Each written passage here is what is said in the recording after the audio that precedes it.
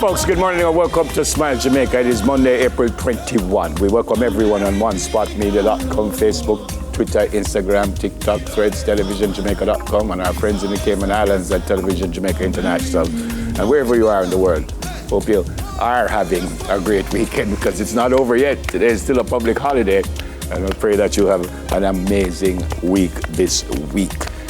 Sam Rooney, speaking. How's your weekend been going on? Oh man, I had a rough weekend this weekend. Definitely. I wasn't feeling well at all. What's wrong?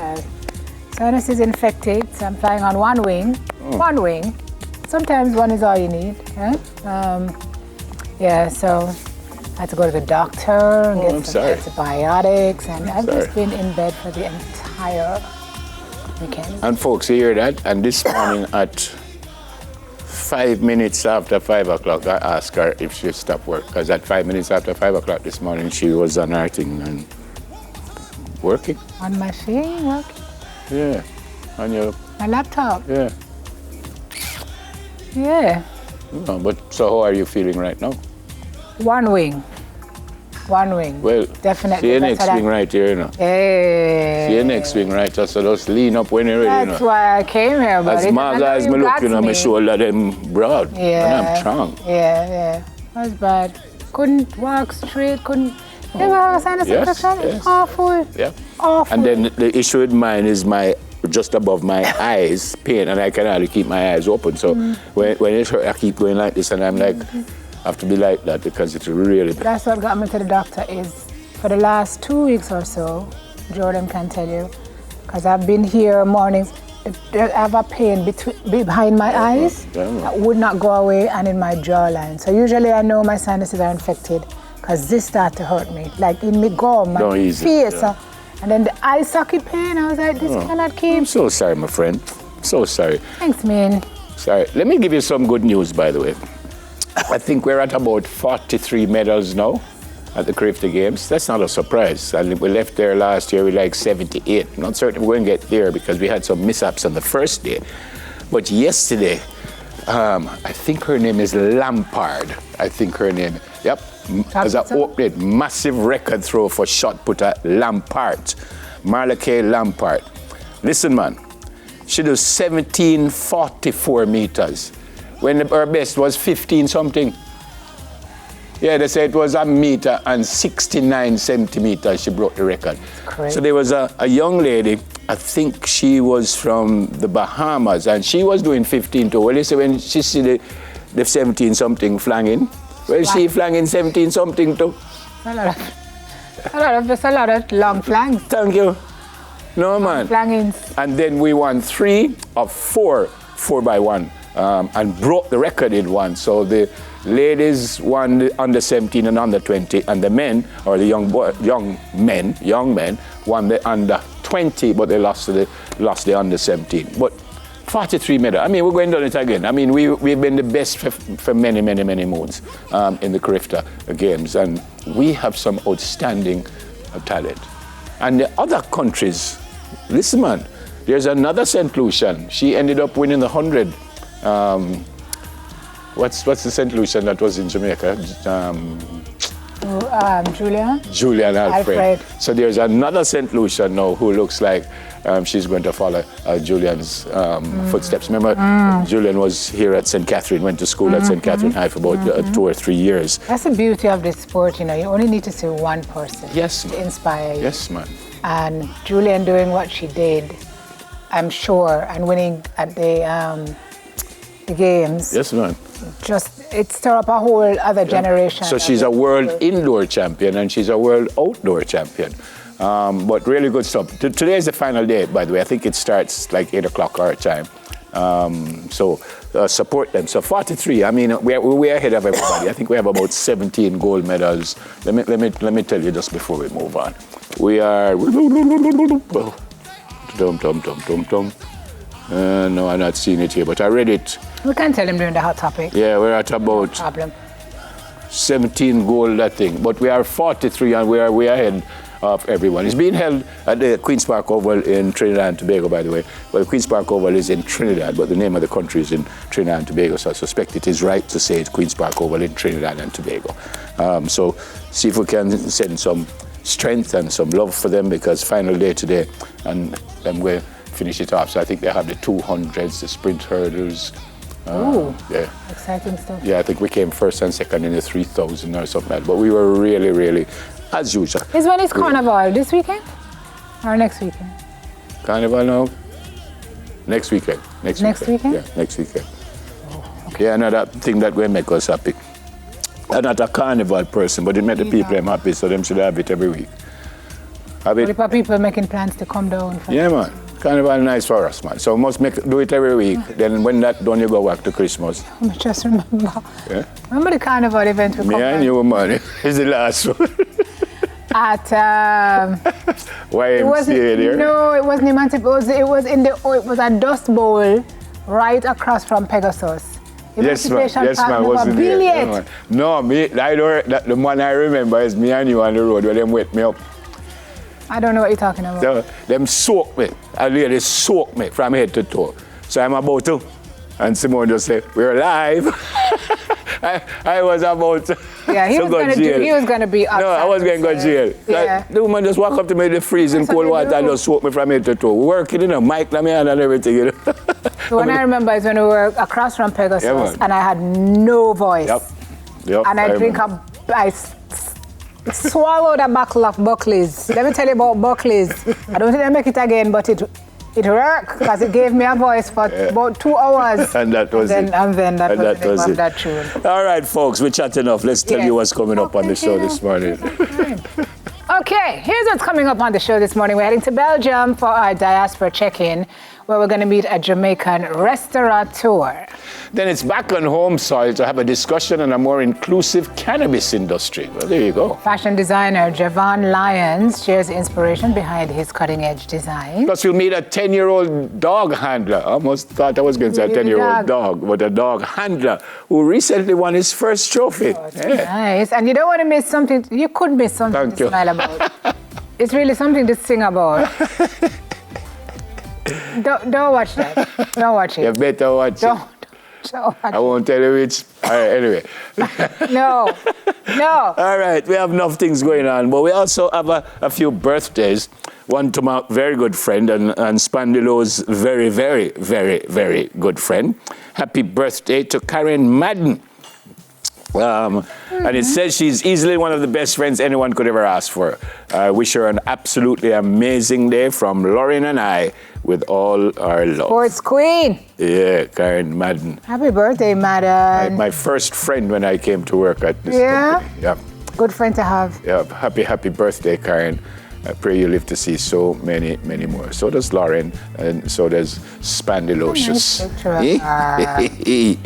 Where else I gone? No, that's el numero uno. Don't have too many. Happy, holy, blessed birthday to our granddaughter, Brittany Hamilton, from Michael and Sonia Tuttle, parents Dwight and Michelle, sister Dejane, Auntie Jamila, and after all of that, the rest of the family. We don't know how much more leaving the family, but happy birthday and many happy returns from the rest of the family and from all of us here. Have a great day. Is anyone awake though? I know how to do it.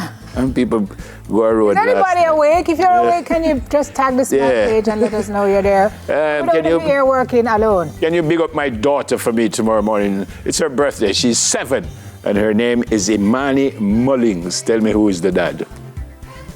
Eh? Tell me who is the dad. I don't know. Who? Eldorado. Oh, Elsa. Yeah, happy birthday, man. Gosh, you look like her daddy. Yeah, from your dad and from your brother and from all of us here. Have a great one today. And stay right there. Don't go no further than 7. Me thinks... That is it? Check in at a F. Hey, Remember, we left one on Friday, so we have to do that one. The great and wonderful and outstanding and probably the best friend I have in life. I don't know why I'm telling people that guy is not necessarily a decent person most times. He's not bad. Him not good either, right. man. Most times. Yeah. Yeah, it's true. Simon Crosskill, as I say, Crosspill. Simon Mark Anthony Crosskill. His birthday was on Friday, so I didn't forget the birthday. I just forget to tell him happy birthday here. I cannot believe Simon has such a gentlemanly name. Simon Mark Anthony Crosskill. And he's not even close to me. You meet him, you just expect to find such a noble, somebody decent. like me, yeah. More somebody like me. Yeah, I agree with that. Yeah. So I called him. Wentworth. I sent him a message Friday and I said, it's today's your birthday or tomorrow? And he said, today, that's why it's Good Friday. No, I said, that's the reason. I didn't think it was your birthday. Mm-hmm. But my brother, I've said this to you, I've said this publicly. You know how much I love you. I hope it was an amazing one and I pray that you live to see so many more amazing ones. I love you plenty, brother. I took a picture of him the other day when he and I were working. I'm going to show you. Yeah. He was a hot girl, you know? You? Back in the day. You're still a very. You were a hot girl then, and now you're a very hot girl. Here are some other folks. This is why I come to work this morning, because he not left me out. True or no true? It's true. Here are some other folks having a birthday. Have fun.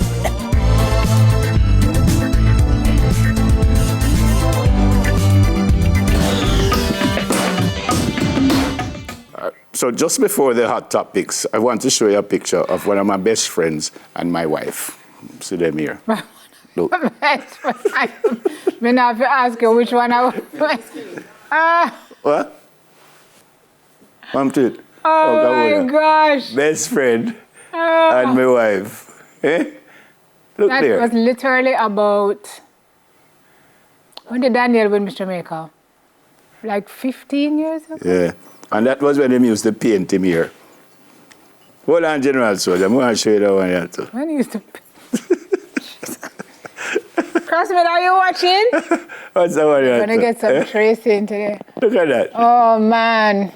That's a smile Jamaica set. But that's a perpetual look. You see, I'm looking at him. That's how you used to look at him. That's how we all used to look at him. Because he was just that guy.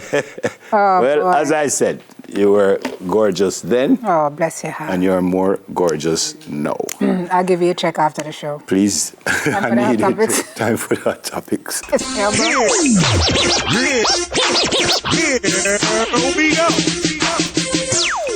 So the hot topics kind of sad this morning. Most of them are. The R.J. Arglino Sports Foundation have expressed sadness at the death of Alvin Campbell, the event producer, the script writer, and Sports World magazine writer of the annual National Sportsman and Sportswoman of the Year event. He died on Friday night. The statement on behalf of the foundation's board of directors and secretariat said Mr. Campbell had been producing the event for more than a decade and has always been respected, admired, and appreciated by the foundation for his professionalism and his even temperament. Alvin's knowledge of sports, I'm quoting here, excellent writing skills, and his keen sense of purpose have served the foundation well over the years. They added, Alvin was dependable, hardworking, innovative, and easy to work with year after year. The foundation said that while Mr. Campbell will be missed tremendously, his contributions will never be forgotten. He wrote the lyrics for the famous Fab Five's hit song, Ring Road Jam. He's Frankie's brother, isn't he? I believe so. Yeah, he wrote this song. Yeah.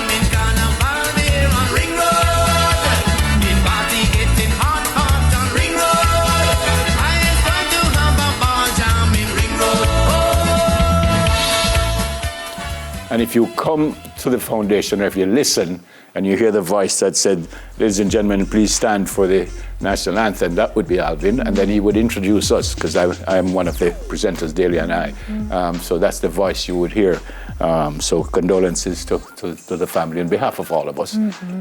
We've been working with him for many, many years. So very sad, but condolences. Next one. Our condolences also to the family of a 15-year-old student who drowned in Portland. Police there reporting that a 15-year-old student of Greendale in Spanish Town drowned in the Swift River in Canewood, Hope Bay, Portland yesterday. Reports so far are that the teenager visited the location on a trip. He went swimming in the river when he got into difficulties. They say efforts to resuscitate him were futile. Police are further investigating that one. Never how you want a trip to the river to end, ever. So our condolences to that family and friends of this young man. And in Alligator Pond, there were frantic scenes, I'm told, on Good Friday as Jamaicans rushed to rescue an American man who got into difficulty while swimming. The incident has fueled concerns about the dangers people face when they attempt to swim along the section of Jamaica's south coast in waters regarded as treacherous. Why would I be there? In Alligator Pond, an area known as River, has been the scene of numerous drownings, I'm told, over the years. Here, a river empties into the sea, and locals have been warning visitors to use the river for recreation like swimming, but not to venture into the sea. However, their warnings have been ignored on many occasions. This might have been the case, we're told, on Good Friday. So when the observer visited the beach on Good Friday, a female vendor, in a bid to get the assistance of beachgoers, shouted, "Help!" The woman ran frantically as she called in residents from Alligator Pond to rush to rescue the American man. This happened shortly after 1 in the afternoon. Luckily, one of them got there just in time and rescued the tourist. Soon after, another vendor, Michelle Smith, was heard warning people. She told the Sunday Observer that she has seen numerous tragedies over the years. She says a lot of people have died in Alligator Pond. The problem is that people go into the sea, and when they catch in the sea, they drown. And when people drown, we get less support in Alligator Pond, so we have to secure them. There you go. Well, that's good news. Ended up being saved. Yep. Next one is also good news. Yeah.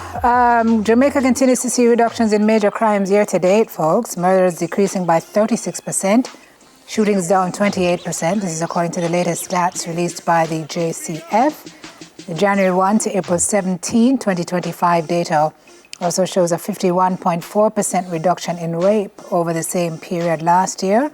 Robberies down 214 to 199. Break-ins, however, increasing from 267 to 331. Standing atop the national reductions are the Police Area 1, comprising the parishes of St. James, Westmoreland, Hanover and Trelawney, with a 56% and 51% decrease in murders and shootings respectively, and Area 3, Clarendon, St. Elizabeth and Manchester, with a 53.2% drop in murders and a 46% reduction in robberies, 46.9% reduction in robberies over the comparative periods. The data show a continued trend in reductions in major crimes island-wide, which the government and the JCF have attributed to improved and targeted policing strategies enhanced by increased use of intelligence and technology. So this is good. This is great news. This is good, and we pray it continues in that direction. Down, down, down is where we want to go.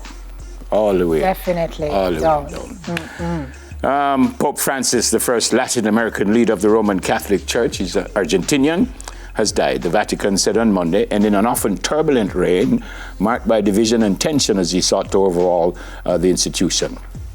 He was 88 years old, had suffered a serious bout of double pneumonia this year, but his death came as a shock after he had been driven around St. Peter's Square in an open-air Pope-mobile to greet cheering crowds on Easter Sunday.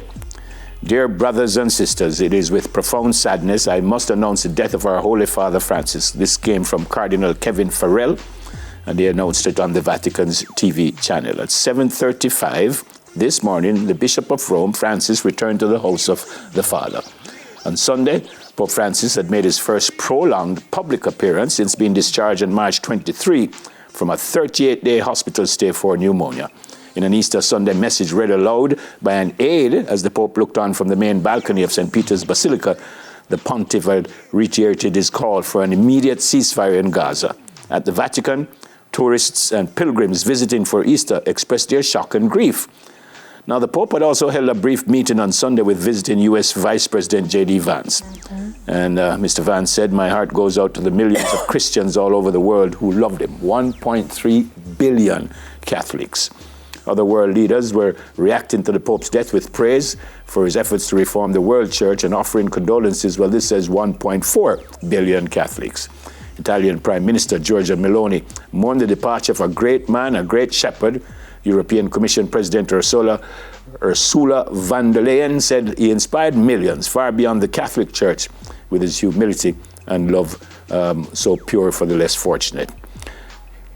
Jorge Mario Bergoglio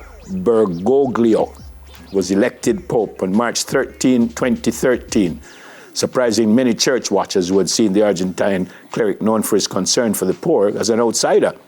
He sought to project simplicity into the grand role and never took possession of the ornate papal apartments in the apostolic palace used by his predecessors, saying he preferred to live in a community setting for his psychological health. Well, there you go. I was so shocked when I saw that. Yeah, because he was out there on Sunday. Just yesterday, greeting the people, waving to the people. And they are now saying that it is quite possible we might have the first black pope or the first Asian. I was reading this morning that they say there are 3 popes, well, 3 cardinals who are in line. But what happens now is apparently a cardinal has to pronounce the Pope has died, the Pope has died, the Pope has died 3 times for him to be officially dead. And then they have a 9-day mourning. And then in 15 days, they start to elect a pope, because this sometimes can take a little while, because I think you have to, I don't know how many cardinals, but you have to get X amount saying is you will want. So if somebody say you, somebody say me, somebody say Vinity, then they have to go again and they have to go again. So it might take a little while, but some people are saying the first black pope is imminent.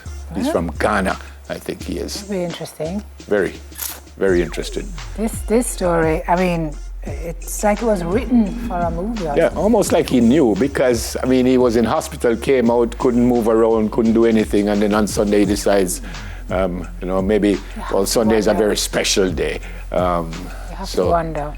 You speak about the resurrection when you die on the day of the resurrection, which is, as you said, movie business. Yep. For sure. Yep. For sure. All right. Let's move on now. We're in St. Lucia, where the United States Immigration and Customs Agency, ICE, says it has apprehended a Jamaican-born fugitive wanted for murder in St. Lucia. Apparently this person had escaped custody twice. Orville Andrew Purnell, the 32-year-old Jamaican, was apprehended by HSI, that's the Homeland Security Investigations, and the Bureau of Alcohol, Tobacco, Firearms and Explosive Special Agents in Savannah, Georgia, following an extensive investigation and multinational manhunt. Purnell is accused of committing a brutal murder in St. Lucia in 2020, and he had been a fugitive for several years, ICE said. He escaped from custody in St. Lucia during his murder trial and fled to Jamaica. In 2021, he was arrested in Jamaica and he escaped from custody there as well. ICE said that U.S. Border Patrol agents encountered Purnell on December 7, 2022, near San Isidro, California, after he attempted to enter the U.S. using a fake identity. He was paroled into the country and given a notice to appear. In July of 23, ICE said Purnell was arrested by the Clayton County Sheriff in Clayton County, Georgia, for the possession of a stolen motorcycle and attempting to evade arrest. And during the arrest, police discovered a stolen 9mm handgun. ICE committing, they're saying, to tracking down fugitives who pose a serious threat to public safety, no matter where they may try to hide. Say they found this gentleman. He was taken into custody without incident, faces charges for being an alien in possession of a weapon. ICE said that after he is extradited back to St. Lucia, he's going to stand trial for murder. Wow. Okay. As people, them not play. Because before they were not, I don't know if not allowed is the right phrase, but they wouldn't go into a school or a church to find illegal immigrants. Apparently that's what they're doing now. Supposed to their sanctuaries. Yep, apparently that's what they're doing now. And the other thing is that some of the students on student visas, apparently some of them are not being allowed to come back in. And they're revoking thousands of others. Yep. Matter of fact, there are some states where they say the school population has fallen by as much as 30, 40, 50% because the parents are not sending their children to school for fear of their kids being taken away or going to school and coming home and not finding them, the parents there. So it's a... The most amazing one I've found is that gentleman from El Salvador, that the United States government admitted that they sent him to prison in El Salvador by mistake. They admitted that. But then judges in the United States and the president of El Salvador said, we're not sending him back. Well, Supreme Court says they need to facilitate him coming back. Yeah, so the judges say them not bringing him back, and then the president said him not sending him back, and now the Supreme Court. Okay, But if you admit that you make a mistake, we don't just bring back the man same time. Is you admit say you make a mistake, it's not like the man put up a man and say, "Una make a mistake." The man put up a man and say, "Una make a mistake," and they admitted that yes, he wasn't supposed to be deported. And now you say you're not bringing him back? Then no, that must make any sense. Due process. That's why a lot of people are complaining about due process and the fact that people need to, even if he were an MS-13 gang member, he's still entitled to due process. And there's no evidence to suggest that he is. Incredible. And then the other day, apparently one of the defense man now, him sent out a WhatsApp group, and it end up with a journalist. Now them say, is more now, him have another group that include him brother-in-law and all kind of things. Brother and his wife. Yeah, and all of these people know what going on. What is happening? Normally, well, that's it for the hot topics. Let me say that first. That's it for the hot topics.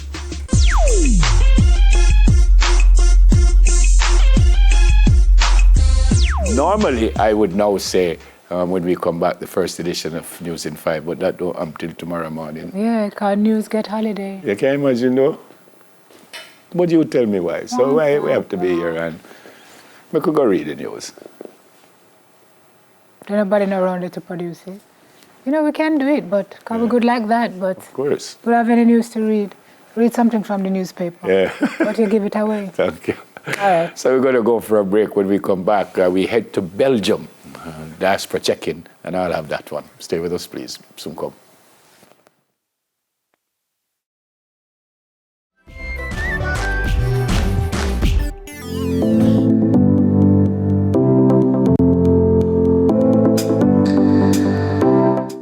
So in this morning's Diaspora check-in, we journey to northwestern Europe, to Belgium, to find a Jamaican who owns a restaurant. Her name is Susie Dowse, who is more popular and affectionately known as Mama Susie.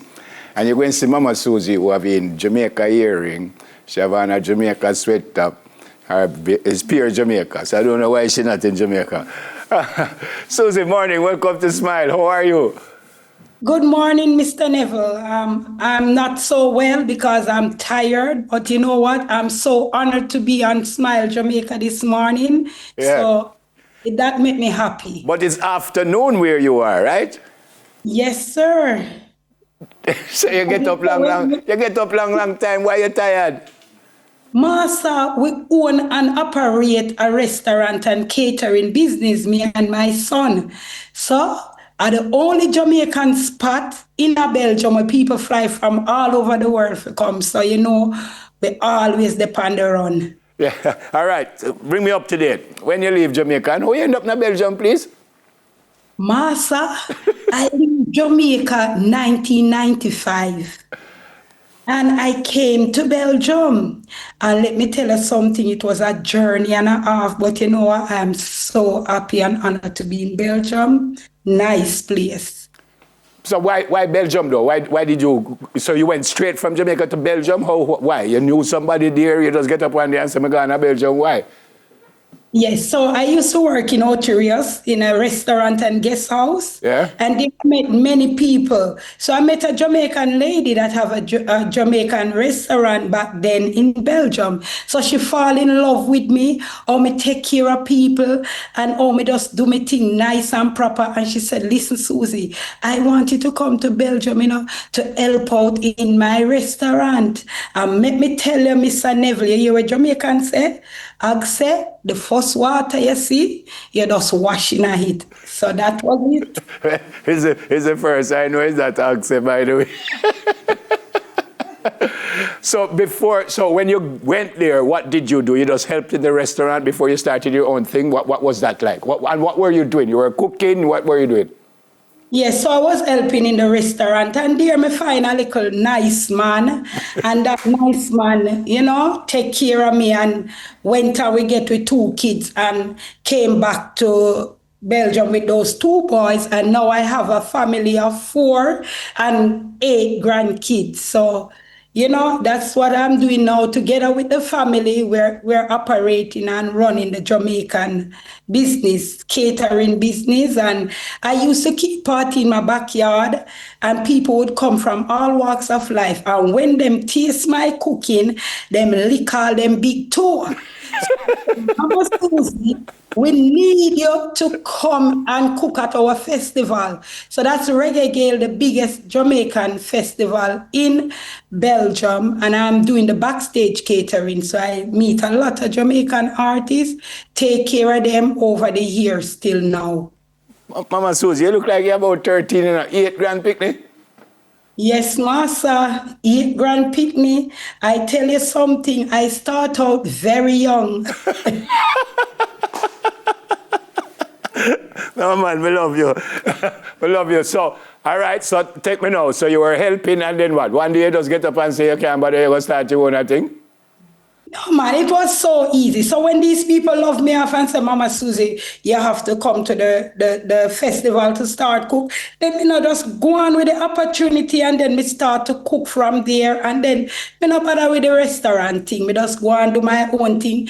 And it's a big family, as me say, and my son is a chef, my grandson is a chef, so we all cook and do we thing at the festival, backstage and front. So we feed like thousands of people, and I get to fall in love with a whole heap of Jamaican artists. Marcia Griffiths, I tell you, I love her. Brother Copeland Forbes, him so sweet. You see Spice, she a my girl. She always check me out. Oh God, may I tell you, I get to meet a lot of Jamaican artists, and they are so, lovable. Fantastic. But do you have a lot of Jamaicans in Belgium or outside of the festivals, and when the artists come there? Who do you cater to? Okay, so we do have a few Jamaican. I wouldn't say a lot, because it's mostly Africans here, because Belgium colonized Congo, so we have a lot of Africans here. So the little Jamaican community, I try to keep them together as much as possible. So as me said, the name Mama Susie, me never come to Belgium as no mama, The people give me the name Mama, because me take care of everybody. Yeah. Under squandal, no matter where them from. So they call me Mama Susie because I take them in and take care of them. Okay, so what you cook? Regular Jamaican thing, or you have to cook European food? What you cook? Regular Jamaican thing. From tonka meal to blue draws, snap, everything. And I make my own homemade drink, my Irish mash, my sorrel with ginger, my ginger beer. Kill the people them with Jamaican food. And guess what? They're just loving it. People from all over come to this little restaurant to eat the Jamaican food. So it's all different nationality. And not only Jamaican, Massa, all kind of people. Me can't remember them nationality, but them just Google me and them come on Mama Susie. So where you get your ingredients? You send for Jamaica for you get the ingredients, or you can find Jamaican stuff up there to cook with? Well, we get ingredients from London, and of course, we're going to expand our business and take it to Jamaica, where we can get our stuff straight out of Jamaica to here, because we are going to expand and put Jamaica large on the map, where we're going to have our production kitchen, where we're going to make our own spices, all of these things. And of course, we will work together with Jamaica because our place that, and that's where all the flavor is at. And me just do me little thing, me just mix up like this and mix up like that, and when me done, the people them just love it. Where in Jamaica are you from? Well, I was born in Kingston. Last time I do an interview on stage and I just say Linstead.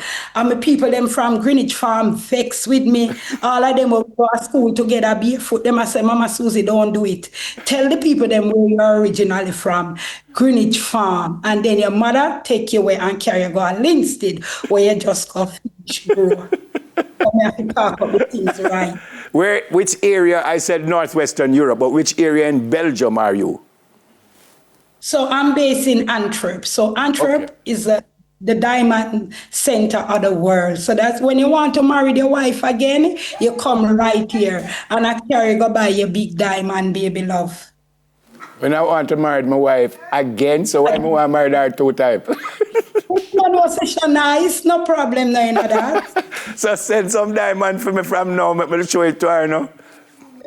Wait, the little have a plan. We can't make them up on the plan. Then you have to talk off the ear, baby.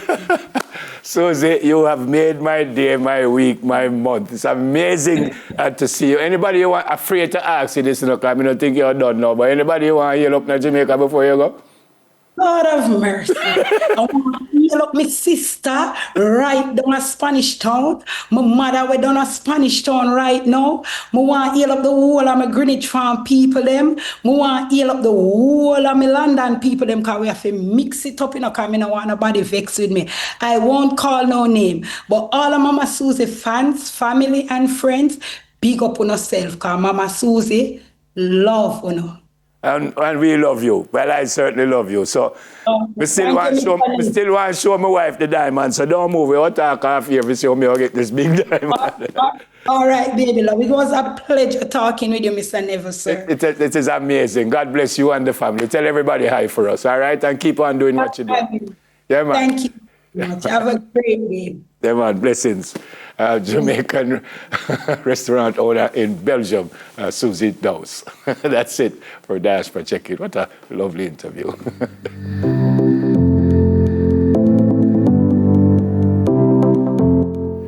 All right, folks, when we come back, we have a discussion on how to be a better friend. Yeah, I have a friend of Mama Susie right now. We soon come.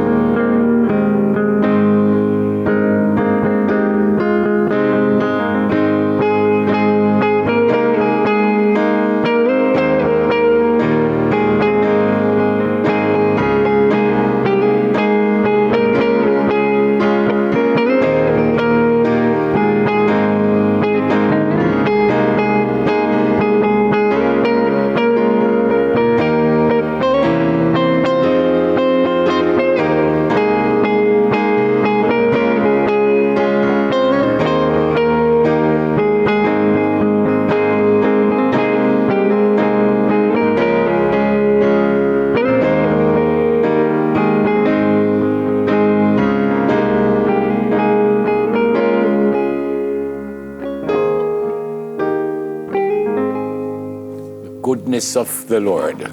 Kenroy, and supported by O'Neill. Sound goodie? What? I wish I could have sing, and I wish I could have played an instrument. You know, no one couldn't talk to me. Don't. You'd have to make an appointment. Well, not you. Well, you need to give me a disclaimer every time that song going to play on the show. You need to tell me. Your that mama. Song, Your it's mama. my mommy's song. Yeah. Every time I hear it, it just takes me to a different place. Anyway, that was beautiful. It was. Actually. Beautifully done. All right, so we move on. So in a world that moves fast and often feels disconnected, being a good friend is more important than ever. This morning, we'll share 5 ways in which you can be a better friend. And it comes from verywellmind.com. It says, what makes a good friend? It says, being a good friend isn't about always knowing the perfect thing to say or throwing epic birthday parties. It's about presence, curiosity, and consistency. Let me stop there. Why curiosity, Selma?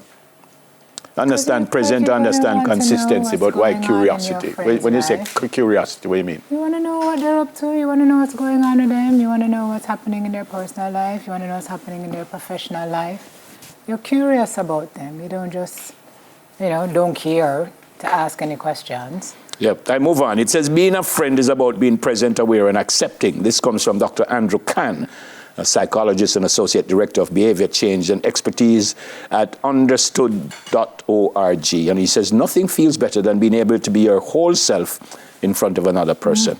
A good friend is someone who shows up, listens well, shares in your joys, and supports you through challenges without judgment. Well, I can't say I disagree with any of that. Listen without judgment, celebrate your wins, sit with you in your losses, and create a safe space where you don't have to perform or pretend. You don't have to be perfect. You just have to be willing to show up with empathy and curiosity. The benefits of being a good friend. We often talk about the benefits of having good friends, but being a good friend can boost your mental health too. When you show up for others, you strengthen your sense of purpose and connection, 2 factors that are major contributors to well-being. Strong friendships are associated with lower levels of anxiety and depression, better self-esteem, and even longer life expectancy. Some research shows that a strong sense of community is associated with lower feelings of depression, anxiety, and stress. A lot of people go through loneliness in their lives, and they're surrounded by so many people. And this That's article... profound. That's actually very profound. Well, the article here says loneliness isn't just solved by having good people around you, but by having quality connections with those people. And I think COVID taught us that more than anything else. This includes being a good friend as well as having good friends. And all the data, it says, points to the fact that humans need friendships to thrive, both mentally and physically. So here are 5 practical tips on how to be a better friend. 1 is to listen more than you talk. It's easy to fall into the trap of waiting for your turn to speak, but true listening means being present, not planning your next comment while your friend is still talking. As Dr. Khan points out, sometimes the most helpful thing you can do is simply listen, validate what your friend is feeling, and help them feel safe sharing. Second one, validate your experiences. Validate their experiences. You don't need to fix your friend's problems. Often the best gift you can offer is validation, which is a simple but powerful act of acknowledging their feelings without minimizing, judging, or offering unsolicited advice. Check in regularly. What do you say about that one? You don't need an hour-long conversation to show that you care. A quick thinking of you, how you doing, text can mean the world to somebody. Celebrate their wins. You said that earlier, even the small ones. Yeah. Sometimes it's easier to support a friend through a hard time than it is to show up enthusiastically for their successes. But celebrating your friends' achievements, no matter how big or small, is an important part of being a good friend. And the final one says respect their boundaries. Yep. Good friendships are built on trust, and respecting boundaries is a major part of that.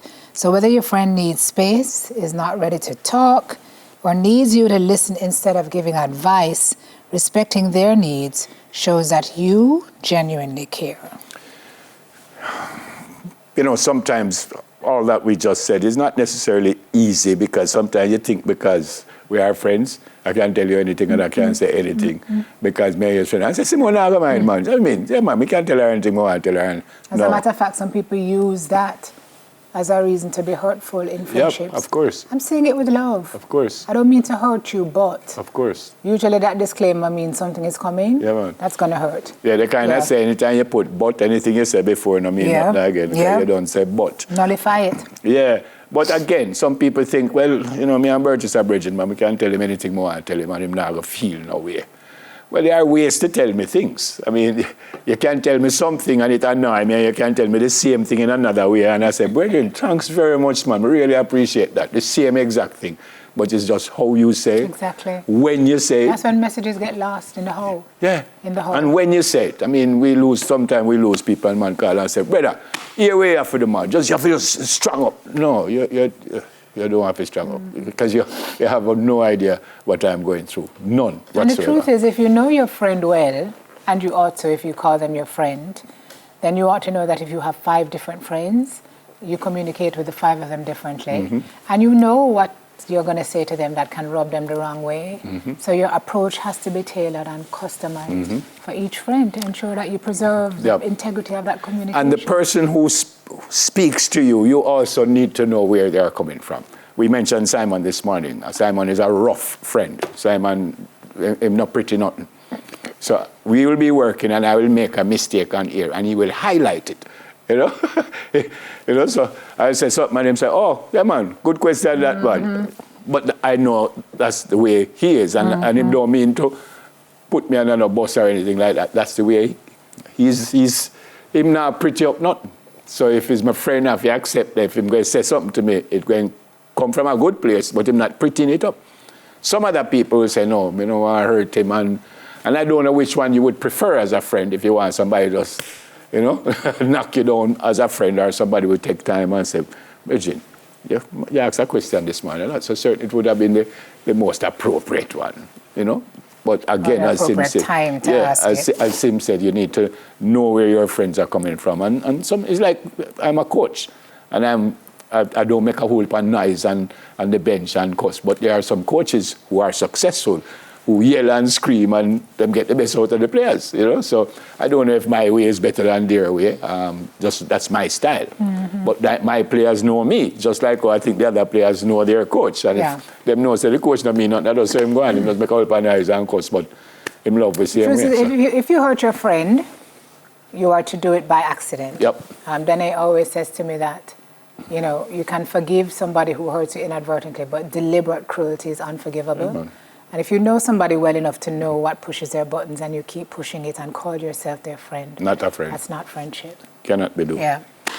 All right. That's it from, it's not a he said, she said. It's just a discussion we had. But it's kind of, he did say and me did say. I did say something too. Yeah. What's coming up now? After the break, we're going to hear why some stakeholders are calling for a more inclusive cannabis industry. That's after this. Soon come.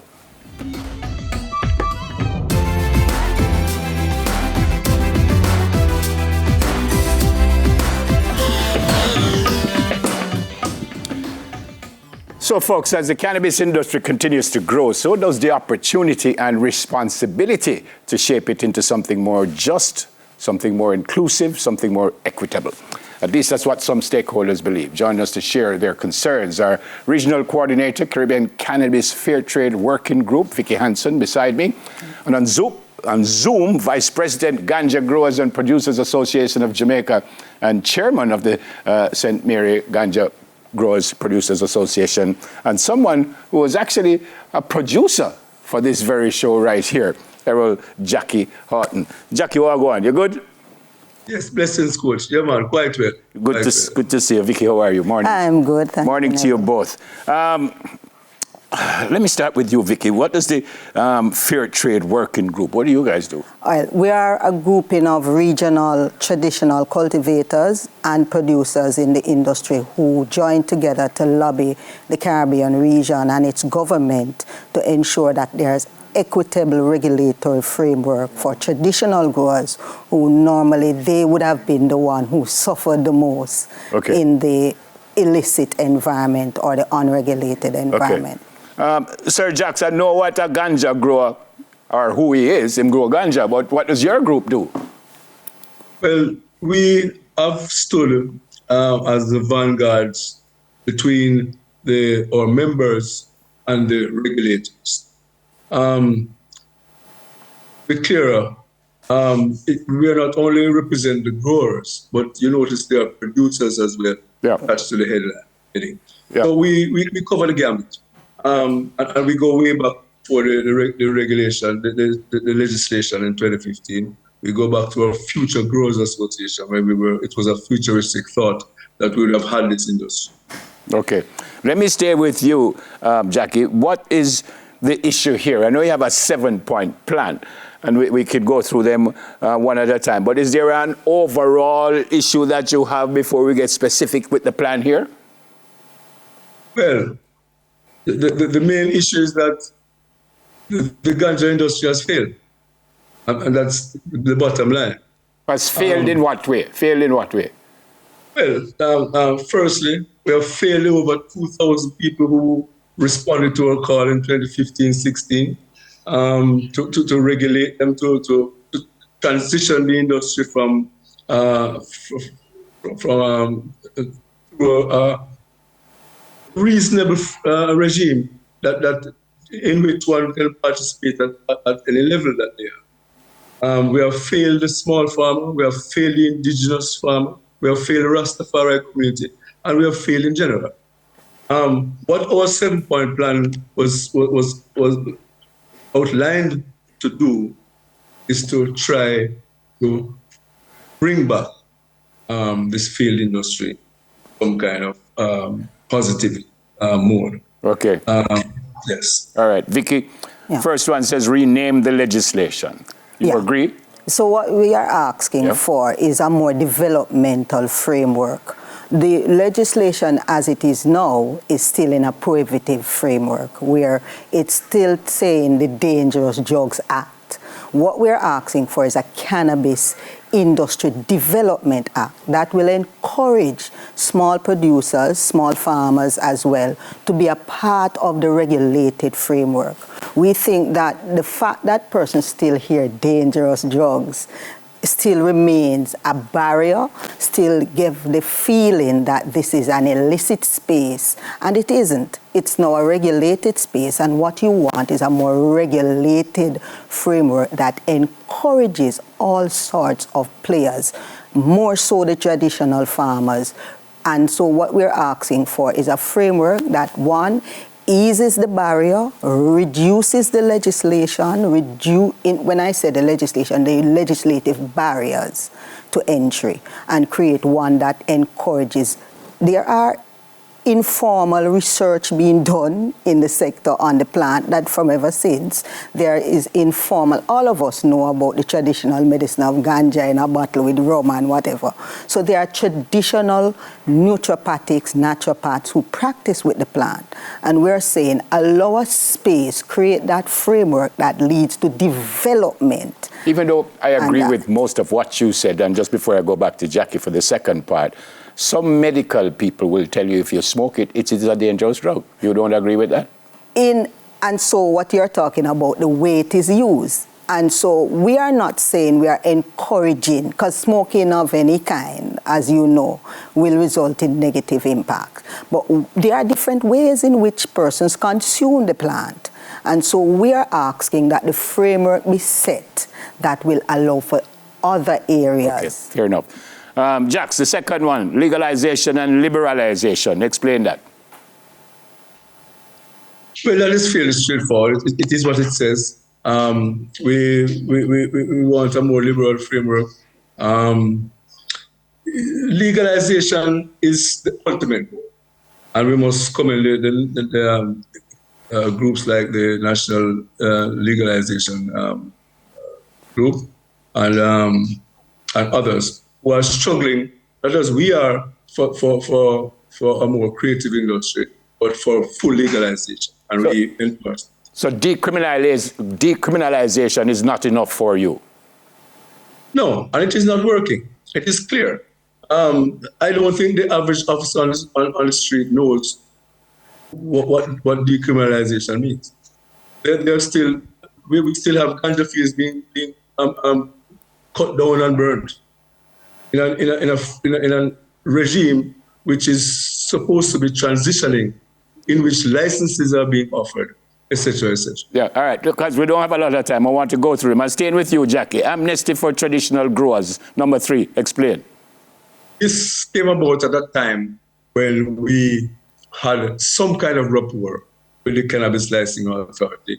There was a more richness, a more cross-fertilization among groups and among agencies. We had called for, I think, a pilot in each parish. However, I think, and Vicky can endorse this because she was a member who went to the United Nations, that we were, I think, in a way, wooing the Maroons when we granted a pilot in their compound. Yeah. And also the Rastafari community for the other one in the West. But they didn't work. They haven't worked. Okay. And, as I say, I have to jump in because I only reach number 3 and it's 7 hours. Yes. New licensing categories, Vicky? Yeah, so what we're asking for is a more scaled-down category of licenses, a special license to allow for community participation and community producers and also retail spaces. What we are finding is that you're having one that is more commercially and business-led, and so the community that still have those unregulated spaces. Okay. Access to arable land, you again, Vicky? Again, we are asking, we have seen where land is not available, and even in other agricultural produce, it's difficult to get land. But we're saying it's even more so challenging for the ganja, traditional ganja farmers. Yeah. Jackie, number 6, reform the CLA. We're happy, let me just say, that the new board has re-included IOV, I think, and one of our own members, Maurice Ellis. And we have been left off the board after the first couple of years. And I think it is right that we have a representative there. Yeah. The board definitely level has to be a more ganja-friendly board and a less bureaucratic-friendly board. Yeah. And the final one, Jax, it says banking access. Urge the Bank of Jamaica to work with stakeholders to bring the ganja industry into the formal financial sector. Because I'm told when you go to the herb houses, you can't use like a credit card or stuff like that. You have to do cash. Yeah. Is that what we're talking about here? Yeah. I'm going to share this one with Vicky, but yes, in effect, we have tried. We have tried. We have a committee, financial committee that has met with DOJ, has met with everybody, and we have made some progress. But I will elaborate on that. But there are difficulties. What is the concern from the banks, though? What is the concern from the banks? Why I can't go into a herb house and take out my credit card and say I want 2 strains of so and so and so? What is the concern from the bank? Ganja. It's stigmatized, this embedded taboo that has been created around ganja. However, there's a federal overview, the federal banks and so on. Vicky, can you elaborate on this? Yeah, I think the corresponding banking issue where banks are afraid of taking monies that they see as drug money. And so their relationship with the international banks, they have to be mindful of that. And so that is why we're asking BOJ to work along with us to find a framework that is comfortable for both us and the banks and to lead in that conversation. There are examples in states that has used their own internal banking system and so on. So we just want to have a conversation. Yeah. By the way, Jackie, final question here for you. Do you think if they legalize it, then the banks will jump on it? You think? It will be legal. I can't speak for the banks, but I know there's a taboo that needs to be expunged. All right. Good to see you, brother. Stay safe. Yeah, man. Love coach. Yeah, man. Yeah, man. Stay safe. Just get a few points, a chance. Yeah, man. We talk again. Good to see you. Thank you, Neville. Yep. Regional Coordinator of the Caribbean Cannabis Fair Trade Working Group, Vicky Hansen, and Vice President Ganja Growers and Producers Association of Jamaica and Chairman of the St. Mary Ganja Growers and Producers Association, Errol Jackie Horton. All right, after the break, we look back at a 2015 bun eating challenge. That must be me and Samaroon. I don't think that will end so good, you know.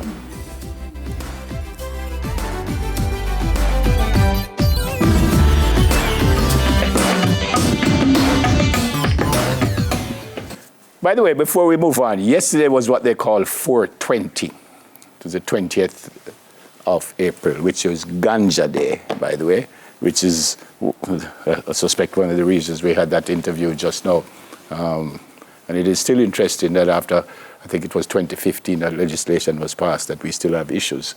Because, as I said, you can't go into a herb house and use a credit card because the banks just won't accept it. It's a language. But Vicky made an interesting point when you say, if you say it's a dangerous drug, then why am I going to accept a dangerous drug?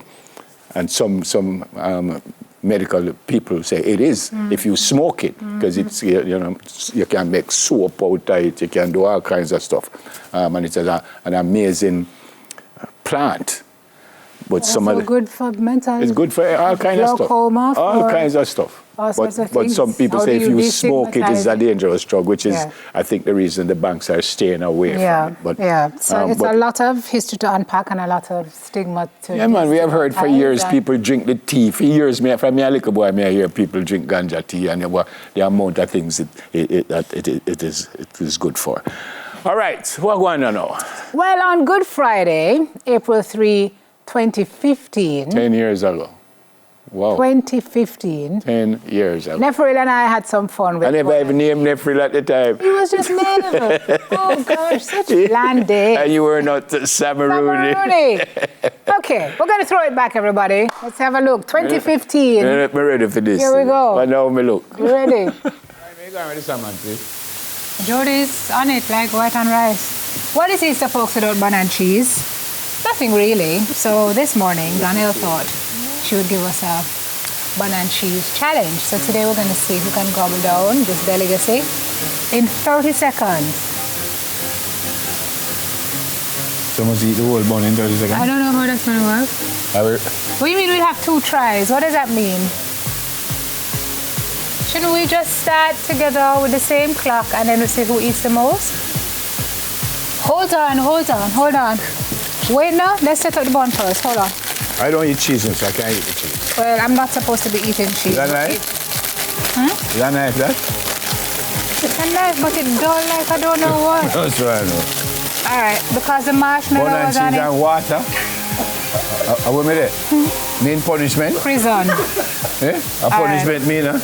Come there. I don't eat a lot of cheese in my bun. And then I have to... Wait, no Nefrils. Wait, don't start the clock yet, Don. Come have to set up. Okay, here you go. All right, so this is how Sim eats her bun and cheese. You're not going to sit down on it. No, Sim, don't do that, man. Sim, people are too. I'm putting it back in the bag, Neville. And then what? And then I'm going to sit on it. No, Sim, man. Bun. And then you're going to eat it after that? It's the best bun.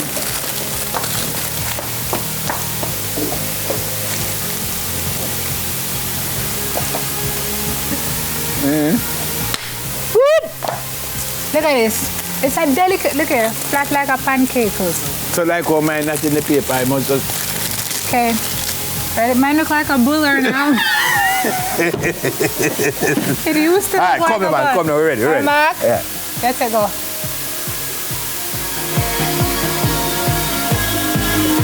Andre.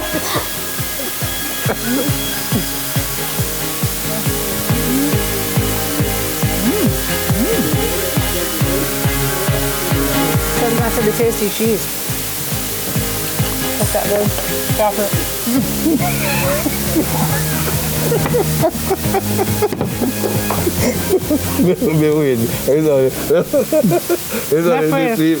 Which is Good Friday, so that's such a big lie.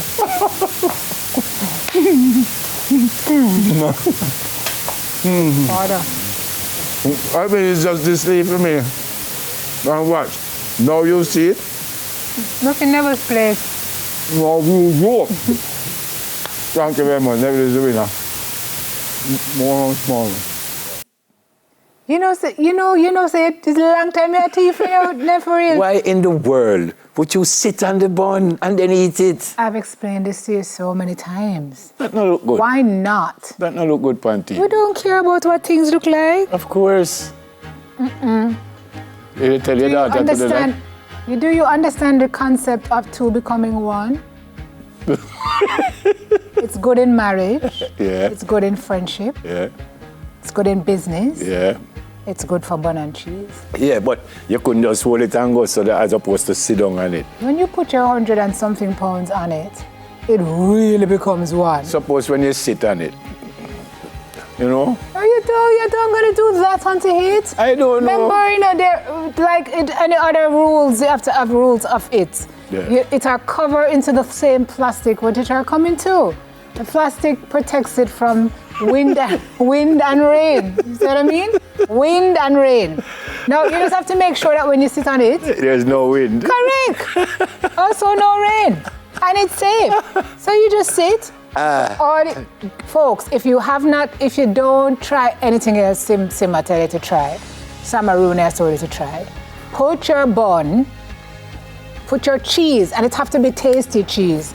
Thick cheese, you can't use the sliced cheese that you buy in the supermarket. You have to cut the cheese, put it in between the bun, close the bun, put the bag back on. Very important step. Or put it in a Ziploc. Then put it on a flat surface, preferably a flat, hard surface, and just gentle or not so gentle, sat onto it. If you want to wiggle, you can wiggle because wiggling melts the cheese into the bun. Chef's kiss. If Halim was here, he would tell you. Right. It is the most delicious mix. If you're going to still eat it, thank you, that's my point. You don't need to eat it, lovely. No, listen, you can flatten it in many other ways. You don't have to sit on it. You can do all kinds of. No, if you use a book, you still have to press it. When you sit on it, it's the perfect amount of weight. No. By the way, you look exactly 10 years ago like you look now. No, I was 20 pounds heavier back then. No, but you look the same way to me. Exactly. You were as beautiful then as you are. Oh, God bless you. Well, thank you. You try the bonbon? No. Just try the bonbon. I'm not sitting on it. What scares you about eating bun that you sat on? Because I just have a feeling that if I sit on it, other things might go on that not supposed to go on. You don't know your belly? Yeah. You don't know? Oh. Look at you. Okay, I'm going to prepare one. Come, Landy. I'm going to prepare a bonbon for you, Neferine. No, darling. Come. I love you so much, but you're not happy with it. Where is it? Where's the knife? No, about that cheese, you're thick, but hold on. That's my point. Wait, no, hold on. I'm going to show you something. Right. Hold on now. You cover it up. No, you have to make it sure it overlaps. So why you can't just do this? Why? Look how hard you're squeezing and it's still not squeezed. Wait, give it to me. Come here. Just come right here. So come here. Come do what? You just need your right cheek. You don't need everything, just your right cheek. You going to eat it afterwards? No, it's your bonbon. I'm not going to eat your bonbon. Come, put just your right cheek on. Right cheek would be over here. Yeah. You put your right cheek in, you put your right cheek up, you put your right cheek in, and you shake it all about. Shake it all about. Shake it all about. Shake it all about. I am not doing this. Look at it now. No, you don't finish. That never marinates. Ready again? You're so because you don't have the technique properly. Go on now.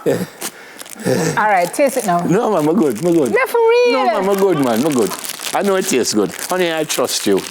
I trust you, my sweetheart. If you trust me, you will take a piece of it. If you trust, look at me. Nev.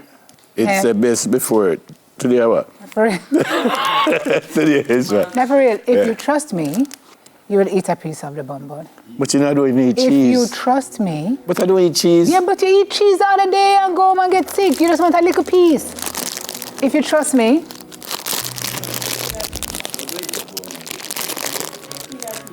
Well, this is not love. I don't know what this is. What's love got to do? Isn't it nice? Don't it nicer than if you were squished up in your eyes? I don't know. You never even bought, you never... You never what? You never bomb it properly. It's supposed to be completely flat and it's still rise. You know what is interesting? She's so very serious. Look at her. I've been doing this since high school. I've mastered the art of it. So your sound effects are disgusting. Yes, Soji. Nev, come flat properly. I love you plenty, but also, me no eat bun, me no eat cheese, me get bun, but me no eat it. Do you give it? No, I don't get bun either. I don't eat bun, I don't eat cheese, but I do get bun. When it's not Easter, me get bun. Me get bun at Christmas. And for my birthday, me get bun. Can you imagine? My birthday, I get bun. Show you what it's supposed to be.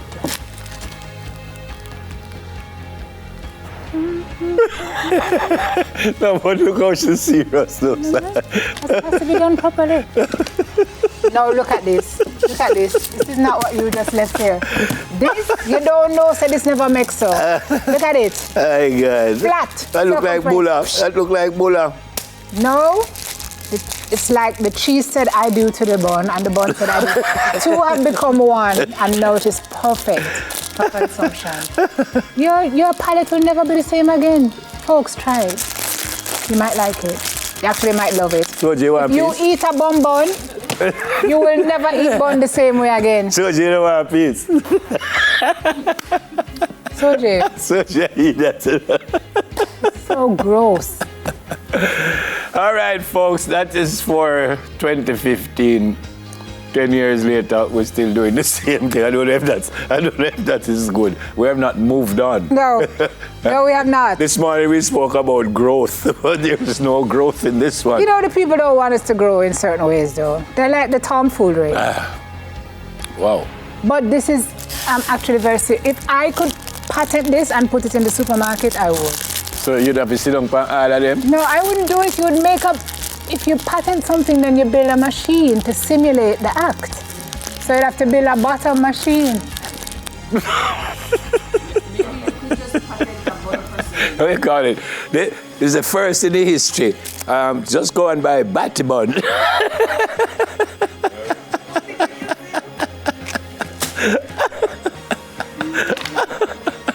Well, folks, there are different kinds of bun, but if you go to the supermarket... Bun. I said bun. Well, here. Don't call me now. Okay, it wasn't me, sir. I don't want none from you. Hey, take your bun. I wasn't here, guys. Look in the light. I'm disappearing. Take the break, master. All right. Take the break. Quick.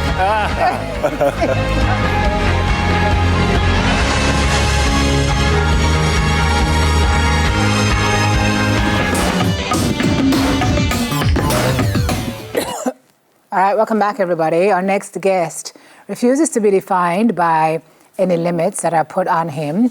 He was diagnosed with an intellectual disability early in his life, and he faced challenges that could have easily held him down. But instead of letting the world's expectations shape his future, Jose Allen chose to carve his own path. He's here now to have a chat with me. Good morning. Welcome to Smile Jamaica. My name is a pleasure being here. Jose the Great, CEO of Powerful Stitches. Yes. Your business is 1 year old. Yes. Congratulations to you. Thank you very much. How has it been running a business? We have challenge when we just start out, but knowing with my team behind me, my mom, my grandma, the support from my past school, you know, the challenge, I tried to overcome it during the process. You did that shirt? Yes, this is my shirt. Very nice. Thanks to my designer, O'Neill. Okay. Fitted fashion, enough respect. Excellent. All right, so let's talk a little bit. The article says diagnosed with an intellectual disability at 12. I was talking to you during the break to ask you if the intellectual disability has a name. So usually you'd call it this or you'd call it that. You say it's not like that. Yeah. It's just a challenge with the way you learn. Tell me how you came to realize what was happening. So mild intellectual disability is a limitation in your mental function, how you learn. So when I used to attend Harborview Primary, I wasn't keeping up with the class and stuff like that. So my mom bring me to Jamaica, and from there I did an assessment, and they diagnosed me with mild intellectual challenge. I call it challenge. I don't really call it disability. Because, you know, back then, because I went to a school for persons with challenge. So back then, when I used to went to that school, which is Carberry Court, no respect to them, person you the label as a special ed boy and the disabled boy. So I tried to move away from that and use the word challenge. So when I went to Jamaica, they diagnosed me with mild intellectual challenge. And from there, my mom was searching for a school for me to attend because they realized that I need special attention in my learning while I learn.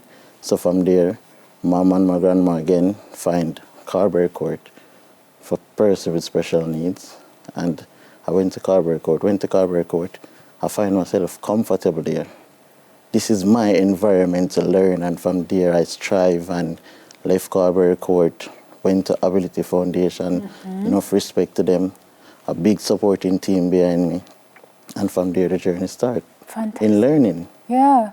So Carberry Court really changed your life. Carberry Court is an impact. Tell us about it. I've never heard about Carberry Court.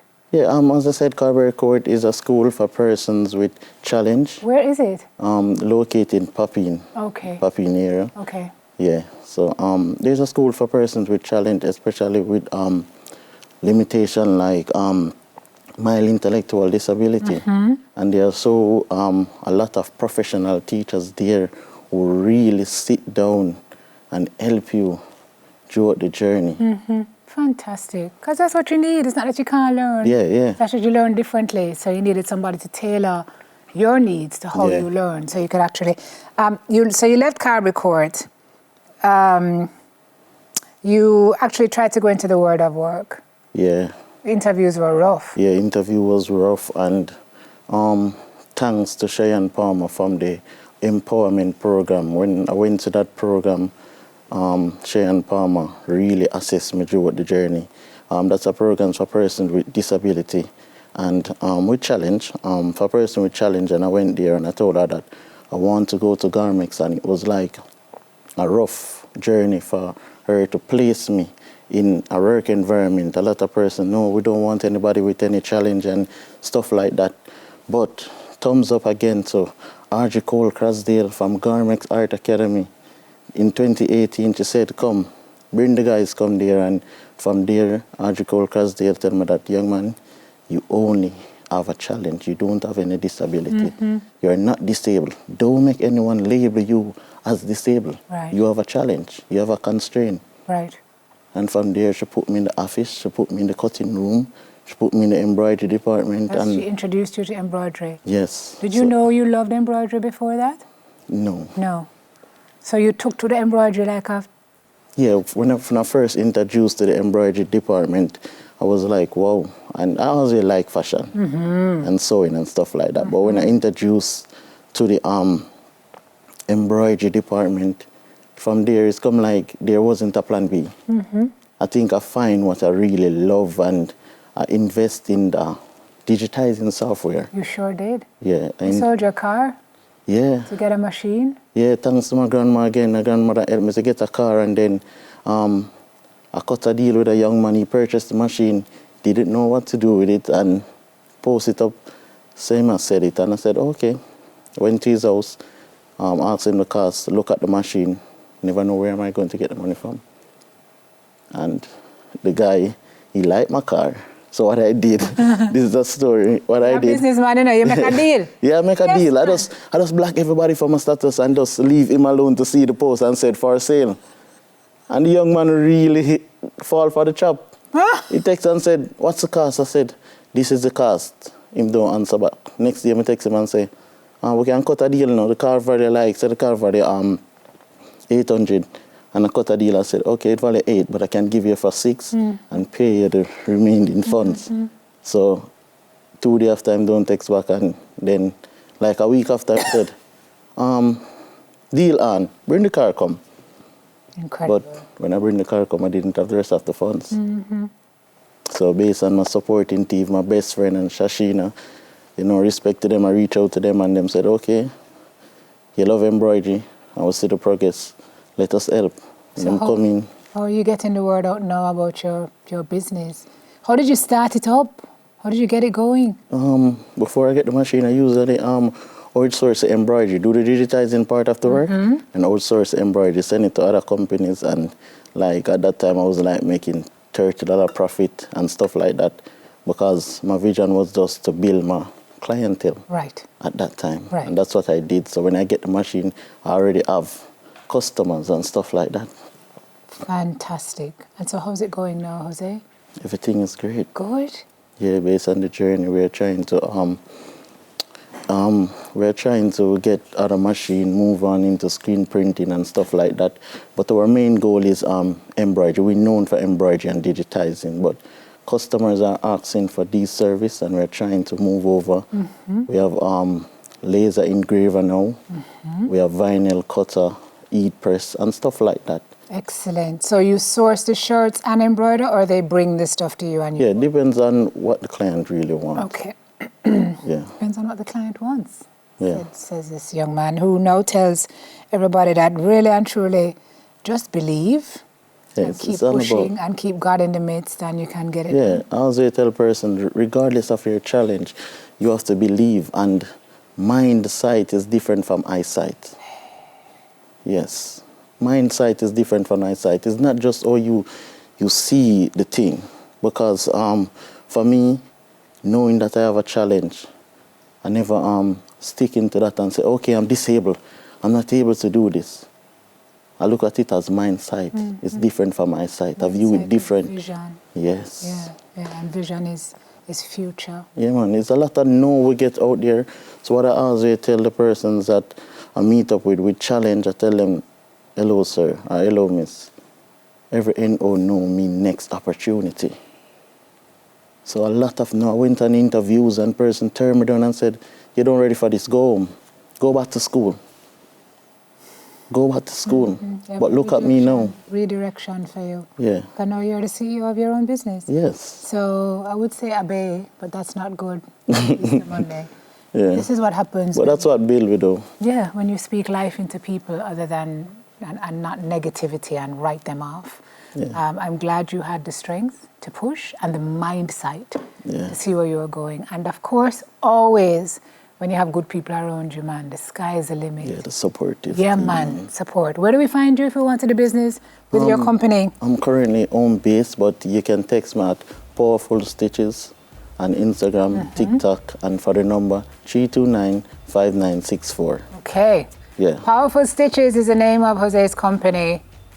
Get him on a support. Look at what he's done in building his life and building his business after so many challenges and obstacles. These are the stories that we love to tell. Congratulations to you. Big up your team, big up your company, big up your big up Powerful Stitches, big up to my supportive team.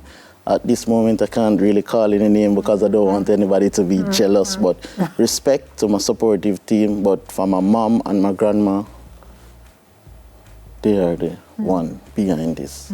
Enough respect to my cousin Codine. She never failed me. She's like the admin person on my team. You know, when I want to get email to send out, she's the one there for me. Those persons, enough respect.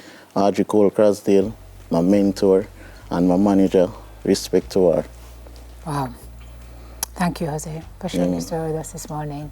Call him CEO, please. Put some respect on it. CEO, Powerful Stitches, Jose Allen. After the break, we'll make a fun stop. We're back after this.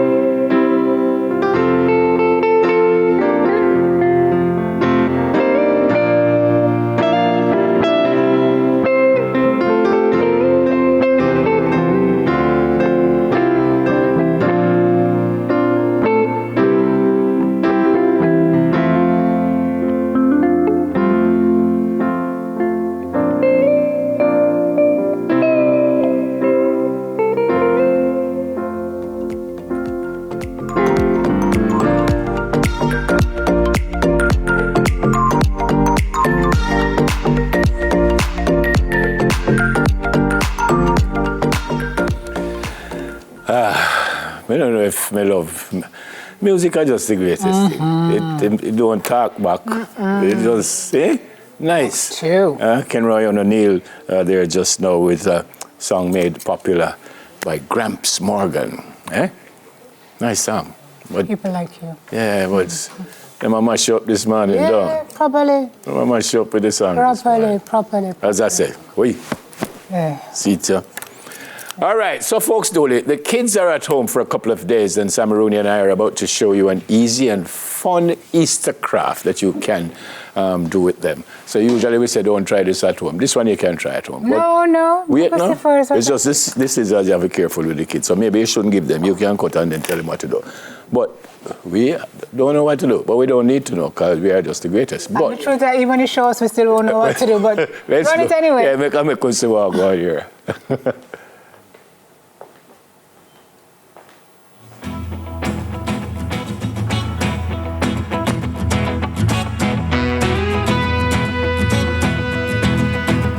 So we did.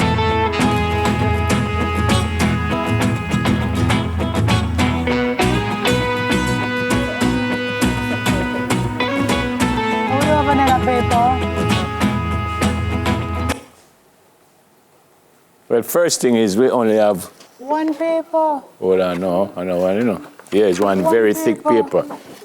All right, so make we start by cutting it out first. Okay, you know we need some music to bring out our artistic ability. Watch out, my hand can't move on this. Also, these string are very tiny compared to the string that you just showed us, so it's going to take a while. I'm the luckiest guy in the world. There's a place. Oh, babe. Up there. You don't know what you mean. Who are you calling with? To me, girl. Says what? He's never doing it right. Why is that a shock? They don't cut me, I cut it out. Yeah. Why are you killing the bunny? No. Oh, you killed. No, I cut No, it's not that way. You have to cut out the inside, not the outside. It's not the outline you want. Yeah, You're cutting out the inside. Remember, Samaruni did say, even if we see the video. Why is everybody reacting with shock? That's what we always do. We always do it wrong. So now am I carrying one for the team? Is that what I'm doing? Can you kill the bunny over there? Me not kill the bunny, me I make the bunny. All right, you do it your way and me do it my way. Right. No, but I understand now. We're supposed to have the whole. Yeah. All right. Calm down. You must never tell a woman to calm down, you know. That gets us very irate. Why though? Because you're... So if you're my friend and you're getting a little annoyed. You never see the feature this morning. You don't invalidate your friend's concern. No, but if you're getting a little annoyed, I don't know if you don't know. Of course you don't know, because you killed the bunny. Just cut out this. You know that no, but they cut on the outside. Bunny spondy. There's nothing more to cut. There's a cut the inside. And I say, you see, that's why you have a family. Because not everybody in the family can do everything. Yeah. So she can juggle a football, I can. Facts. But she can cut out a bunny. You can run 100 meters and I can. And you can, which is true. Is who I've landed here this morning. Where's Clive? No, I prefer Landia. Are true? Don't talk loud. No, I don't know if... So you cut out the bunny like this? Well, we only have to do one of them. We don't have to do two. But we need another paper sponge. All right, so we can use my paper then. But you killed the bunny, so you can't, here. So we have to string up the guy now. How long it must have it? That look too long. You have to string him. Yeah, but that look too long. How long? You just need enough. So right here? Yeah. But guess what? This string Then we have to glue it is up. not as thick. Yeah. This not. So do the whole light. Do the whole light. Watch me do that exactly what I'm gonna do. Except, I think I just messed it up. Samaruni, what are you doing? In order for it to go on. So why you can't just do it so? Exactly, but it now go fit. And do it so. And then we're gonna run out of And do it so. And do it so. And do it so. But we know no more. How am I gonna do that part here? Cut this and put some up here. Come around here.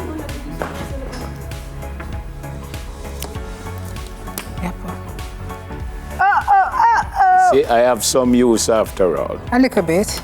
Well, a little bit better than no use at all still. Facts, ne, for real. Yeah, but... Landia, you know, Landia, I find that you're very good at instruct, and then you never want to help us out proper. So let's alternate the colors, ne, for real. Mm-hmm. If we cut enough pink off of this, then we can make.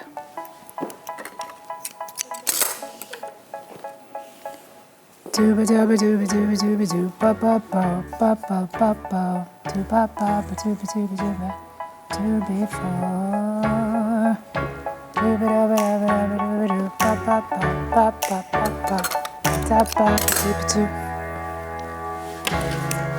I say,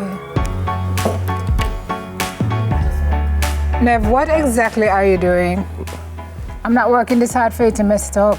I'm not messing it up. So me I put things. For a minute, it's not a problem. You see? That's a happening in a watch. You stay there. Can't done with Landia. You mad? That will never happen. Cannot keep. You'll never live to see that happen, miss. Stuck with us forever. We're not going bad. Oh man, when we done this, man, nothing say. It's Picasso. Reincarnate. Not you went thing. We're not gonna have no glue for it. No time to glue it down. So I forgot just sandwich it with the back paper.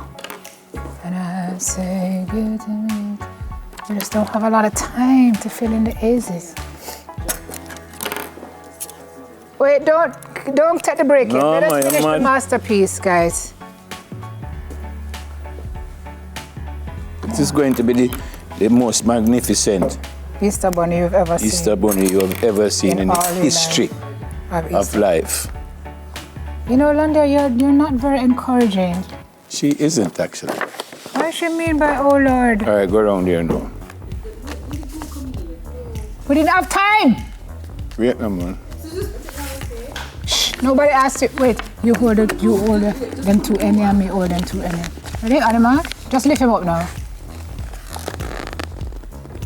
Let's see. Truly, let me see the show. This don't bad. No. Oh!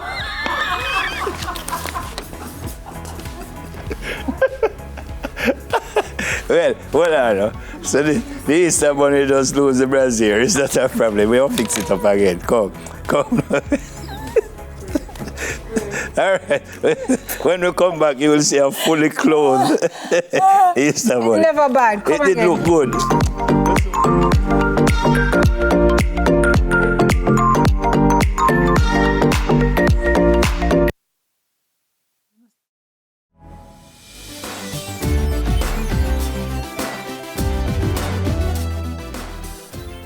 So folks, far from following trends, fashion designer Javon Lyons sets them, carving out a space where art, individuality, and expression merge seamlessly, I'm told, into something entirely fresh. He joins me now to talk about his brand, Humble Division. Morning, brother.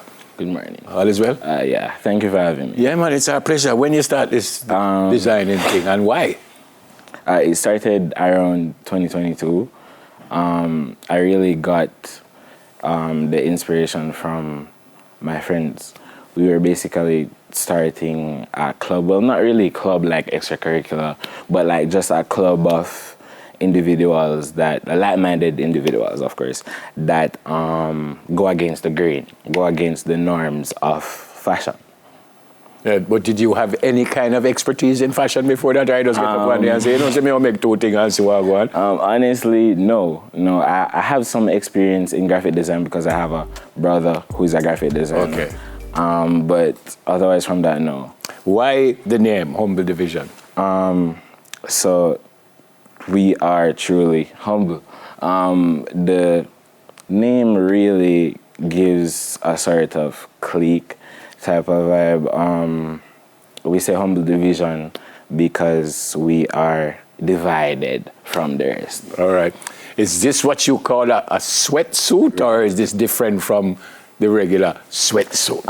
Yeah. I'm going to say sweatsuit. I say, no, I'm going to make sweatsuit. It's just a regular sweatsuit? No, it's not. It's far from it, actually. So this is the Not a Daily Drive sweatsuit. It's themed from Jamaica and cars. Essentially, what we try to do is integrate parts of a car and elements of Jamaica into one thing. So I have my license plate on the back of my hoodie, tire right here. So like, and even the $20, I don't know if you see it. Yep. The $20 that we kind of made into a wheel. Yep. So And you say everything you like, I liked years ago. Yeah. Everything you like now, I liked years ago. Yeah. You have some models here, and basically they kind of have on the same thing. Yeah. But before I go over there, this look like you can just zip off that and turn a shot. Yeah. And then there's another zip up at top and it's a shot. Yeah. How far up you go, brother? So this would be the feminine version, of course. Okay. But yeah. So is this what you make, or you make shirts and regular pants and stuff, or no? So we make, right now we're trying to find our center, our niche, because we make a lot of designs, but it's not like we churn out like just normal printed t-shirts or like just... It's different. Right. All right. Because the three models basically kind of have on the same thing, I'm just going to ask you all three to come out and just stand up beside each other. Yeah, man. Just come out and we'll catch the look. Yeah, man. Yeah, man. Yep. Only know the thing, man. Yep. Put up the hoodie. Let me see what it said on the. So the hoodie says there's a fine line between genius and insanity. We have erased this line. So you are both? Right. right. So what else do you put out apart from what we are looking at here now? So we put out cargo pants, we put out hoodies. We had a hoodie like with a division sign on the sleeves. We had the original t-shirt which was bleached, actually. Bleached with paintbrushes and Yep. And you have division on the side. Right. Where's the humble? Is that on the other side? No, the humble is not on it, but the logo is. Yeah. Right. We did a piece with the humble on it before though. We have to go. What is this now? What is this? So right this is the packaging. This is what it comes in. Right. Right. So it's a snack bag, essentially, right? And we basically have this and for everybody, right? So we have the expiry date that says best before it done. Yeah, man. It's like a food package almost. Right. Final question, where can we get your stuff? So you can get it at Humble Division on Instagram, TikTok, and thehumbledivision.com. Yeah, how much for that? It's priced around $15,000, JMD. I like it. Is the only color you do? It is the only color because we want to stay true to the Jamaican colors. Yeah, man. Right. I like it. Tell me again, where you found? Humble Division. Yeah, man. Good to see you, Javan. Thank you. And thanks, guys, for coming. All right? Don't move, man. Don't move. Stand up right so we have a little bit more time on television. Founder of Humble Division, Javan Lyons. Name your models for me, please. All right, so that's Dejani Salmon, Dania Dias, and Justin Graham. There you go. You know, we have now on television. We have to the people. Yeah, man. We have on television. By the way, this package is my own, so nobody want to buy. After the break, we meet a 10-year-old dog handler. Soon come.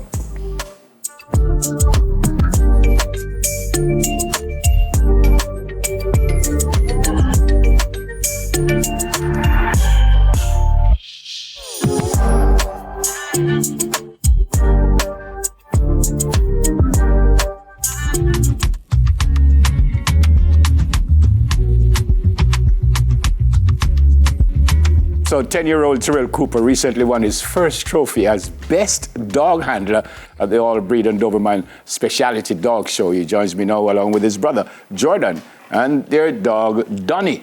Know his name? Yes, sir. Hey, Donnie, sit. Donnie, sit. So why Donnie not listening to me?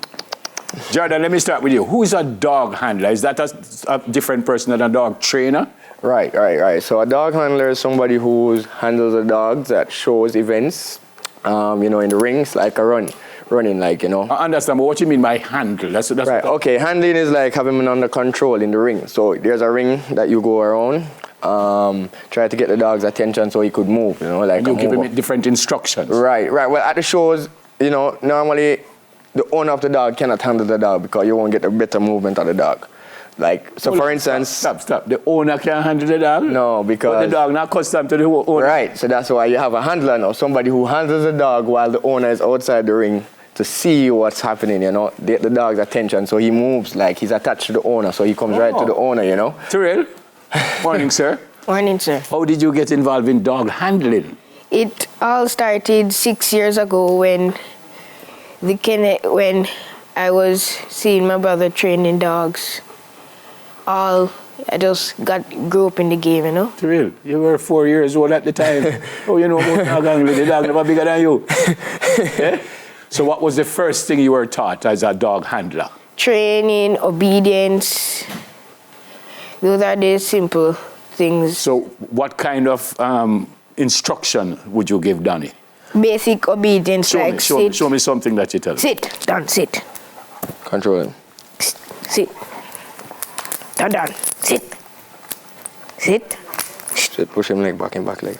Sit. Good boy, down. Hey, down. Sit, down. Take time with him. Down.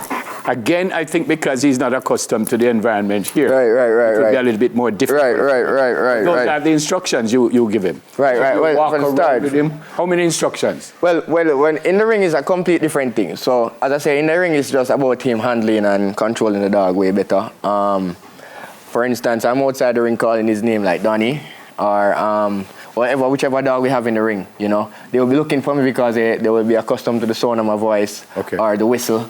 And that's Tyrell's job now, where he comes in and he handles the dog by moving right around the ring, you know. So him doing what Tyrell asks. So if you... He's not an obedient dog. Him take long for doing Tyrell. Well, he's more of a show dog in a sense, but, you know, I think because of me, I'm more around him, and, you know, they're accustomed in terms of my kennel and everything. So, you know? Tyrell, you were never scared of dogs? Never. Never? Never. Have you ever had any problem with them? No, it was just little simple training techniques. How many dogs have you handled? About 5, 6. Okay. I think I said Doberman. Right. Or him no look like a shepherd to me. We went to attended the Doberman show in Immaculate about 2 weeks ago with a team of our dogs, and there's a syndicate of us. So this wasn't the dog that he handled? Yes, he did handle it. He did handle this dog at the show. This dog was actually the best male German Shepherd in show. Yeah, but that's what I said. When I read it, I said a Doberman show, but it's a Shepherd. So yeah, right. It's an all breed. It's a Doberman all breed show. It's an all breed. Right. All breed and Doberman is what I said. You're perfectly right. Right. Yeah, fantastic. Were you surprised that you won? Yeah, I was good. Because you were going against adults, I suspect. Right. So he has he won junior handler before, but this time he actually won the big thing over everybody. You know, in a scene where everybody didn't expect it at all, you know. Fantastic. Yeah. Fantastic. How far you want to take this, Tyrell? It's a big milestone, as I said, but I want to improve the kennel more. Oh, you want to improve the kennel more, so you're getting more dogs. Yeah, and upgrade the quality of the dogs. It's like where you want to go from the shepherd, no big time dog. Where else you want to go? Like for shows, like for confirmation. Okay. Yeah. Do we have a lot of shows in Jamaica like that? Well, yes. Since recently we had since the year started, I think we had four shows, you know. I asked Tyrell where it started. Where it started with you? Well, you know, when I was his age, you know, it started just like that. From around 6 years old, growing up with my cousins, my uncle, everybody who had dogs, you know. Having the kennel there around them. I used to be his age and taking care of the dogs, cleaning up the kennels. You know, that was one a fantastic feat. So when I saw him, I wish I had a bigger mentor like me at the time to definitely. No, it might look like him want to go sleep. Donnie, this is not your yard, please. Get up off my floor. Donnie, get up. Donnie want to go bed. So, yeah. Man, And you only handle your dogs as opposed to, in other words, if somebody watching you and say, boy, I want to get involved in that. So can somebody just bring my own dog? Well, yes, it's something in the making where Danny, as I said, Danny is from a syndicate kennel that's connected with us. Okay. We handle him because, as I say, it's a team from us that go to the shows in Mandeville. Okay. And, you know, we handle that. But yeah, we're not other persons right now based on the demand and based on him winning, based on learning, sure I know other persons who are coming to the shows for the first time would love to. What's your favorite subject in school? Maths. Maths. What you want to be when you get big like your big brother? I wanted to become a professional footballer. Professional footballer? What position you play? Midfield. Which foot you use? Right foot. A big ball already. So then, you ever run, leave Danny and go play ball? No, I can have the dogs as a little hobby, you know. Oh, fantastic. Fantastic. What you want? What you want, by the way? Best dog hunter. No, what, you get just a trophy, you get... Yeah, trophy. He had trophies. You get money. You get money from, you know. Good to meet you both. Good to meet you. Thank you so much. Danny, you're not with me, you know. I don't move just yet. 10-year-old Terrell Cooper, dog handler, his brother, 11-year-old Jordan Walker. How old is Danny? Danny is 3 years old now. All right, and he's a puppy. Yeah. All right, after the break, don't miss it. I'm not even going to tell you what, just don't miss it. It's going to be fun. So come.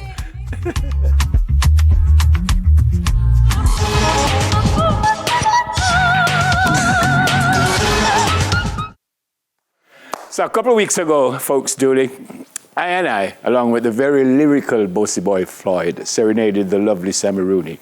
And now it's her turn to serenade the lovely Never Curtis. The trick is that she has to come up with lyrics for a specific body part.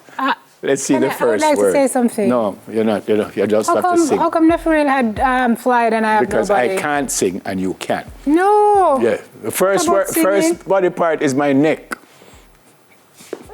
Okay. No, you need to look at my neck while you're singing.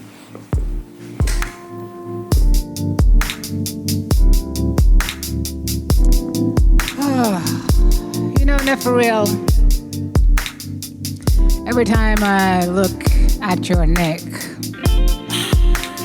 just feel like I want to take a long trek out a door, chew by. Your neck is not so smooth. It doesn't get me in the mood. So let's take your neck and switch it for a new one. Make we ask somebody else if we can get their neck. What do you mean my neck not smooth? You can't say that on TV. I have the smoothest neck in life. Okay. We need some help on you. That's the neck. Fingers.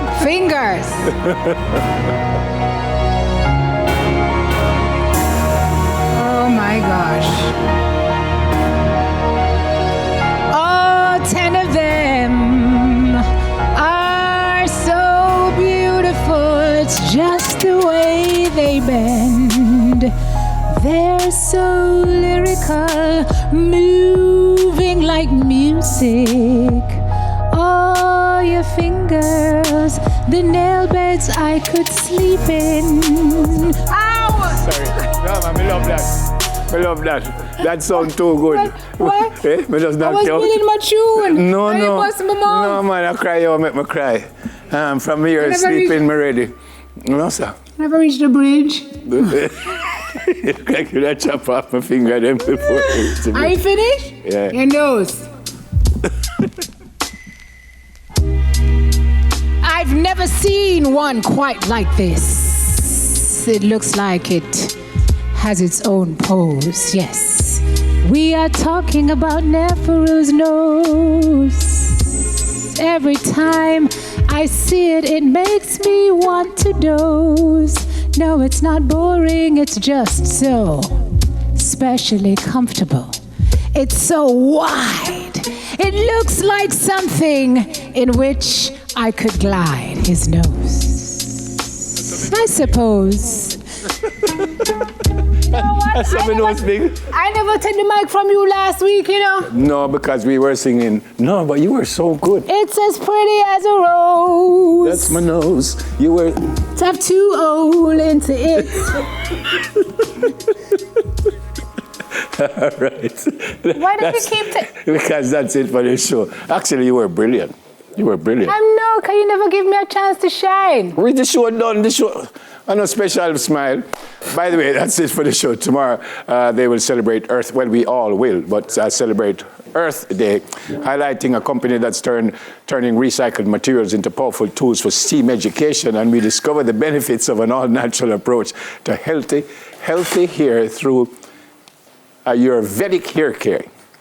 Be joyful in hope, patient in affliction, and faithful in prayer. That's Romans 12:12. Know where the kids are all the time and tell them that you love them. Thank you so much for watching. Enjoy the holiday today, whatever you do. Even if you have to go to work, still have some fun today. Blessings and love. Know where the kids are all the time and tell them that you love them. Here again is Kenroy and O'Neill.